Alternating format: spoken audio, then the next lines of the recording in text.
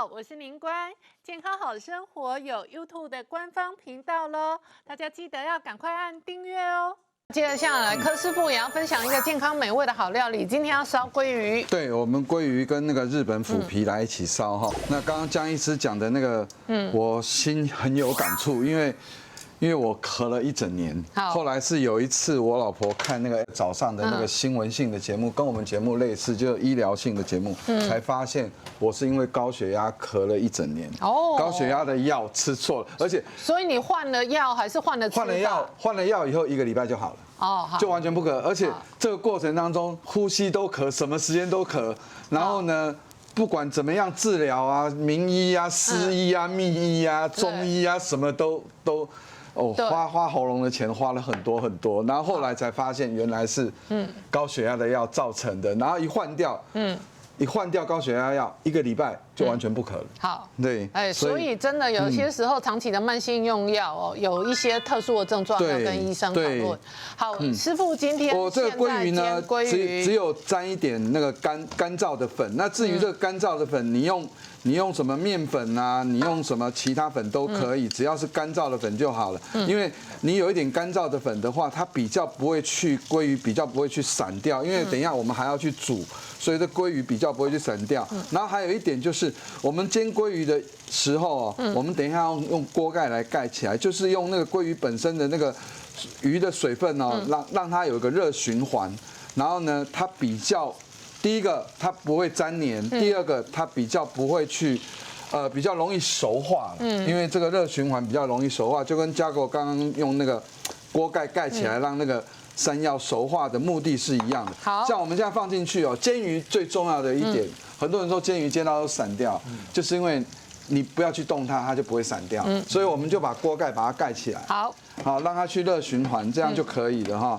那尤其鱼类的东西有一些，因为它油脂的关系或者水分的关系，它会容易喷，所以你锅盖盖起来的话，也是保护自己的一个方式。那另外这边哈，我们先把油放进来以后，先把那个姜爆香。我们的锅热油爆香姜片，对，然后爆香一点点葱花，好，先把它爆香。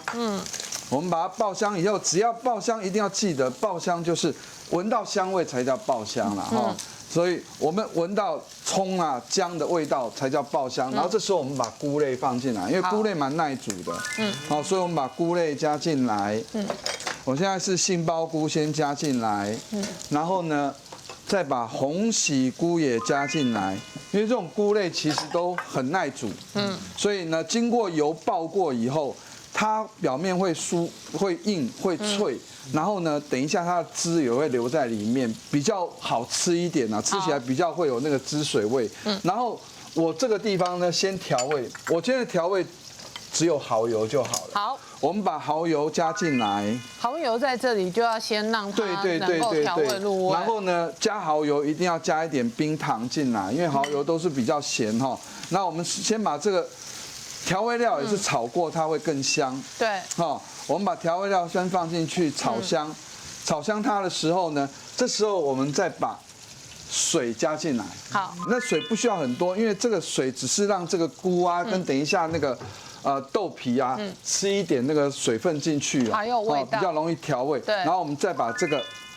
豆腐皮，这个是类似那个我们就是豆皮寿司那一种。对，它只是做的形状比较不规则的形状。然后我们再把它放在这边，稍微给它焖煮一下，同时也让鱼稍微煎一下。好，这个我们熟了哈，我们再撒上剩余的葱花，然后呢。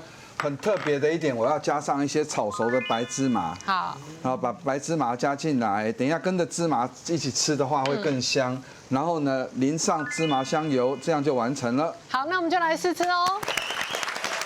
我跟你讲啊，我在吃柯师傅这道菜的时候，我心里就有个感触。我们家也3番2次的学那个大厨们哦，在这边节目上讲的，那就去煮。那煮完觉得味道总是缺一点。它这个鲑鱼啊，当然大厨煮的嫩那是不在话下了。那这个豆皮也很特别，这个煮起来就是充满着这个鱼的鲜味。那当然我认为配菜大家要认真啊，不要像我们家这样每次都东剪西剪啊，然后就变成完全不像的一道菜出来。我讲到咳嗽哦，有些病人的咳嗽真的要很小心的处理。我有个病人，年轻的小姐，36岁，自体免疫疾病，